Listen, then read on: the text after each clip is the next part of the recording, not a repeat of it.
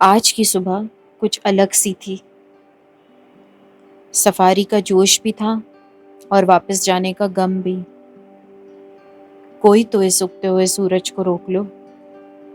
चेहरे पे खुशी तो थी, पर आंखें नम भी। डिकाला की आखिरी सुबह की सफारी। ये इस सीरीज का आखिरी एपिसोड है और इसलिए ये जरूरी है कि ये सबसे खास एपिसोड हो। एक बार फिर हम अपनी जीप में बैठे और कैंपस से निकल गए। जंगल ट्रिप्स की यही दिक्कत है। आप महीनों तक प्लानिंग करते रहो, बुकिंग करवाओ, पैसा खर्च करो, जरूरी सामान खरीदो और फिर पलक झपकते ही ट्रिप का अंत आ जाता है और घर जाने का वक्त आ जाता है।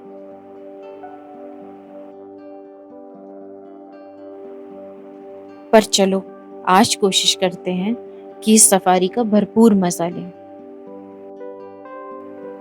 हर एक मिनट बहुत जरूरी है और इन 4 घंटों में हमें डिकाला के इस जंगल में आपके लिए बाघ को ढूंढना है। पर हाँ, एक वादा हम आपको अभी से कर देते हैं। अगर आप इस एपिसोड को पूरा देखेंगे तो आप हमारी बाघ की साइटिंग देख के खुश हो जाएंगे। आज तक का हमारा जंगल में बाघ को देखने का सबसे अच्छा एक्सपीरियंस। तो वीडियो में बने रहें और वीडियो को पूरा देखें और डिकाला की इस वर्चुअल सफारी का घर बैठे मजा लीजिए।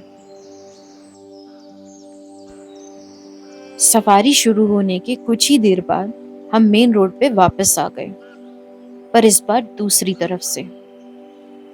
ये रास्ता वही है जो सीधा रामनगर से आता है। क्योंकि डिकाला में सांबर रोड एक वन वे रोड है, तो आप वहां गाड़ी रिवर्स करके पीछे नहीं आ सकते। आपको पूरा घूम के वापस आना पड़ता है। और ऐसा इसलिए है क्योंकि सांबर रोड पे बाघ की बहुत अच्छी साइटिंग होती है और ज्यादा चौड़ी सड़क ना होने के कारण यहाँ पे हादसे के चांसेस ज्यादा हैं। इसलिए वन विभाग ने ये नियम लागू किया है कि आप सांबर रोड पे गाड़ी घुमा के वापस नहीं जा सकते, क्योंकि वहां पे एक और नदी है और दूसरी ओर घना जंगल। बहुत सी गाड़ियां मेन रोड पे खड़ी इंतजार कर रही थी। हमें ये तो नहीं पता कि उन्होंने कुछ देखा या सुना या बस अपनी किस्मत आजमाने के लिए वहां खड़े थे। हमने भी उनके साथ वहीं रुकने की सोची। अगर आप गाड़ियों की पोजीशन देखें तो आप भी मानेंगे कि यहाँ के गाइड ड्राइवर वन्य जीवों की कितनी इज्जत करते हैं। बाकी पार्क्स की तरह नहीं, जहाँ गाड़ी सीधा बाघ के मुंह पे जाके लगा दी जाती है ताकि गेस्ट ज्यादा से ज्यादा बख्शीश दें।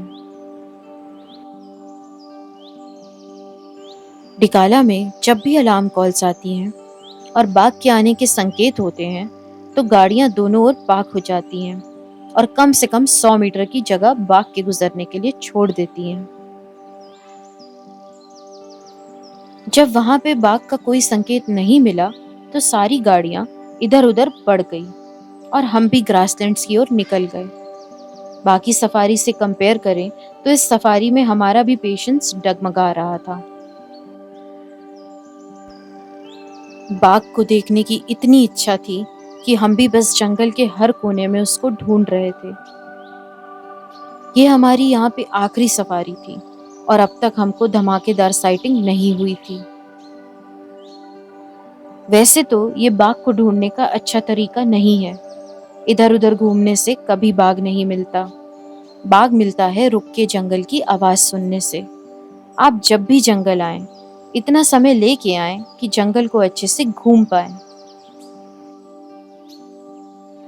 हमसे कई लोग कमेंट्स में पूछते हैं कि वो डिकाला की बुकिंग कैसे कर सकते हैं, क्योंकि वो जब भी चेक करते हैं कोई भी रूम अवेलेबल नहीं मिलता और अगर एजेंट से बुक करें तो परमिट मिलना आसान हो जाता है।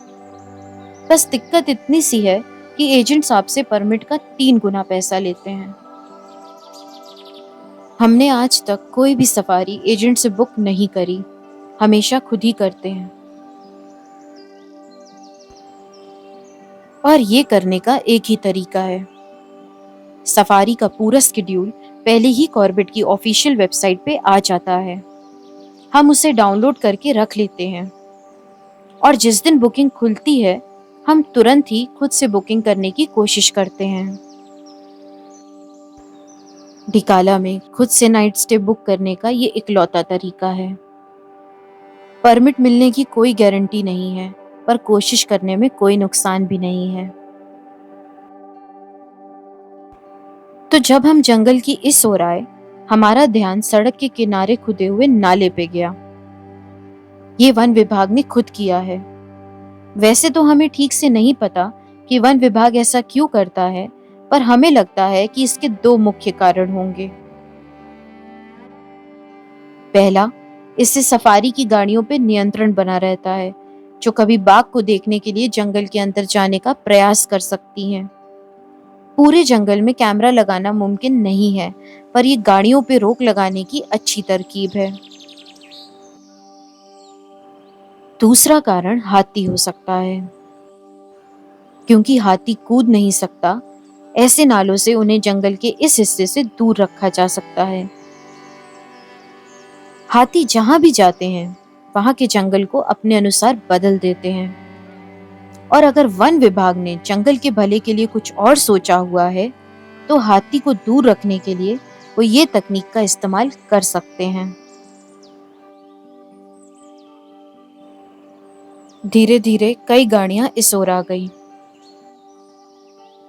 ये हिस्सा ग्रासलैंड वाली के नाम से मशहूर बागिन का है, जिसके 3 2 वर्ष के बच्चे भी हैं। इस सीजन कई गाड़ियों को उसके दोनों मेल बच्चे कई बार एक ही फ्रेम में भी दिखे हैं। और एक दिन तो कई लोगों ने ग्रासलैंड वाली को एक मरे हुए हाथी को खाते देखा। कई देर रुकने के बाद हमारी किस्मत थोड़ी सी बदलने लगी। एक ड्राइवर ने बताया कि रामगंगा पुल के पास पारों की एक बच्ची दिखाई दी है। क्योंकि ये खबर हर गाड़ी को नहीं मिली थी, हम धीरे धीरे पुल की ओर बढ़ने लगे। हमने भी सबको इसलिए नहीं बताया, क्योंकि अगर सबको पता लग गया तो बाघ को देखने का हल्का सा भी जो अवसर है वो भी हाथ से निकल जाएगा। क्योंकि जब एक साथ गाड़ियां तेजी से बाघ की ओर बढ़ती हैं, तो घबरा के बाघ जंगल के बाहर ही नहीं आता। हम चुपचाप रामगंगा के किनारे इंतजार करते रहे। कई बार सफारी में बाघ दिखने के कुछ ही पल पहले आपको एक फीलिंग आने लगती है कि बस बम्पर साइटिंग होने ही वाली है। और हमें भी कुछ ऐसा ही महसूस हो रहा था। कोई अलार्म कॉल्स नहीं, कोई पंजों के निशान नहीं, पर फिर भी मन में भरोसा था कि आज बाघ देखे बिना हम देवभूमि से जाएंगे नहीं। और आखिरकार वो पल आ ही गया। हम ठीक उसी जगह पहुंच गए जहां सारी गाड़ियां इंतजार कर रही थी। वो टाइग्रेस अब उठ चुकी थी और रामगंगा को क्रॉस करने वाली थी, और हम सब भी उसको देखने के लिए तैयार थे। टिकाला के खूबसूरत जंगल में हमारी रॉयल बंगाल टाइग्रेस। पानी इतना साफ था कि आईने को भी शर्म आ जाए, और उसमें पड़े पत्थर जैसे भगवान के सामने पड़े फूल। और फिर देखिए इस भूत दृश्य को। अगर आप ये फ्रेम किसी भी वाइल्ड लाइफ लवर को दिखाएंगे, तो वो झट से बता देगा कि ये सिर्फ और सिर्फ टिकाला का फ्रेम है। हमें आशा है कि आप इस बागिन को देख पा रहे हैं। हमने आपको वादा किया था कि इस एपिसोड में हम आपको बम्पर साइटिंग दिखाएंगे, तो वो बम्पर साइटिंग यही है। पर फिक्र ना करें, हम आपको इसे 4K फुटेज में दिखाएंगे, इतना साफ कि आप इसके शरीर की काली धारियां भी गिन सकेंगे। सबसे पहले वो पत्थरों पे चली और आसपास नजर घुमाई। इसको रामगंगा पार कर दूसरी ओर जाना था, और हमें बिना इसको डिस्टर्ब करे अच्छे अच्छे शॉट्स लेने थे। बाघ पानी से नहीं डरता है, पर फिर भी जहां तक हो सके इसने कोशिश करी कि इसके पैर पानी को ना छुएं। इस चाल में जो रुतबा था वो शब्दों में बयान नहीं किया जा सकता। और फिर उसने सोचा कि क्यों ना अपने प्राइवेट पूल में आराम कर ले, जैसे एक बड़े साम्राज्य की रानी। इसकी नाक पे ये चोट का निशान इसकी जिंदगी की कहानी खुद ही बयान कर रहा था। इस दुनिया का सबसे खतरनाक जानवर होने के बाद भी इसके जीवन में कई कठिनाइयां हैं।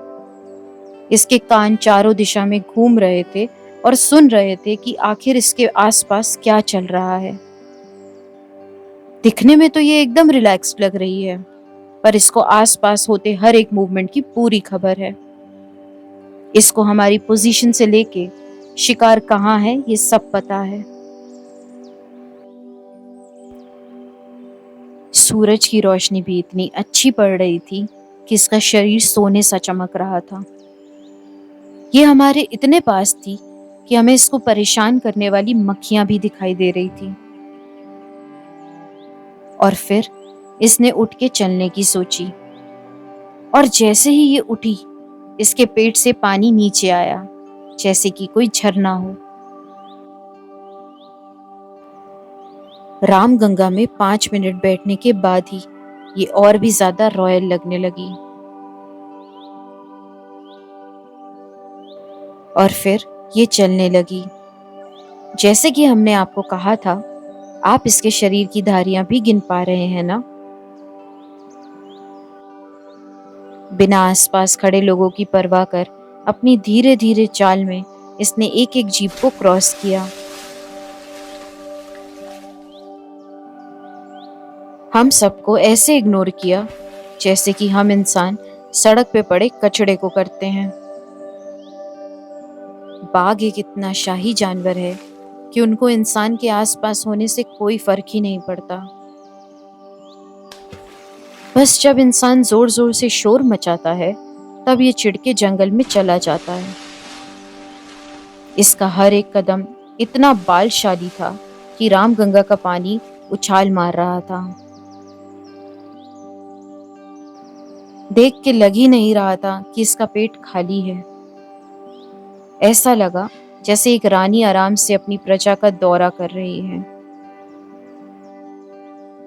और धीरे धीरे इसके दूर जाने से बाकी गाड़ियां भी पीछे पीछे जाने लगी। और आखिरकार हमारे 2 दिन की मेहनत सफल रही। जब तक आप एक बाघ को जंगल में खुला घूमता नहीं देखते, आप इसका करिश्मा नहीं समझ सकते। अपने मन की बात कहें तो एक बाघिन को खुले जंगल में घूमते देखने जैसी फीलिंग शायद ही इस दुनिया में कहीं और मिलेगी। कहते हैं सब्र का फल मीठा होता है, पर ऐसी साइटिंग ज्यादा समय तक नहीं टिकती। हर एक बीतते पल के साथ हमारे कैमरा में ये और दूर होती जा रही थी। और ये सही भी है, क्योंकि इंसान और बाघ साथ नहीं रह सकते। चाहे हमें इनको निहारना जितना भी अच्छा लगे, हमें इनको इनके हिस्से की जगह देनी ही होगी।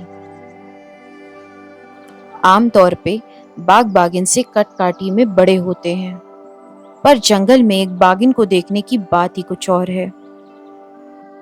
कॉर्बेट के बाघ को देखना अपने आप में एक अचीवमेंट है, पर यहाँ की बाघिन का इतिहास ही कुछ और है। टिकाला जैसे सुंदर जंगल पे राज करना आसान नहीं है, पर इसने अपने बोल्ड एटीट्यूड से यहाँ पे सब कुछ नियंत्रण में रखा हुआ है। और फिर एक आखिरी बार इसने हम सब की ओर देखा और अपने सारे चाहने वालों को अलविदा कहा। बस 5 मिनट में ही इसने हम सबको डिकाला वापस आने का कारण दे दिया। हमारे गाइड ध्यान जी भी इस साइटिंग से बहुत खुश थे। इनका मुस्कुराता हुआ चेहरा साफ बता रहा है जो वादा इन्होंने हमें किया था वो पूरा हुआ, क्योंकि ये सारे शॉट्स जो आपने देखे ये इन्हीं की वजह से मुमकिन हो पाए। इनकी जंगल की समझ ने हर बार गाड़ी एकदम वहीं लगवाई जहां से बाघ एकदम साफ दिखाई दे। और फिर दिल से धन्यवाद हमारे ड्राइवर का, जिनके बिना जंगल का ये एक्सपीरियंस अधूरा ही रह जाता। और बात यहाँ सिर्फ बाघ को देखने की नहीं, बल्कि हर एक पहलू की है। डिकाला की ये सुबह सबसे अच्छी थी, पर वापस जाने का गम अब साइटिंग की खुशी को धुंधला कर रहा था।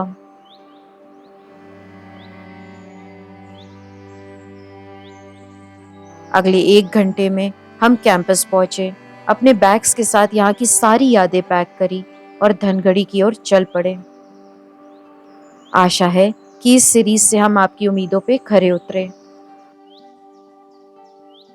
अगर ऐसा है तो ये वीडियो शेयर ज़रूर करें और हमें नीचे कमेंट्स में ज़रूर बताएं कि आपको ये वीडियो कैसी लगी।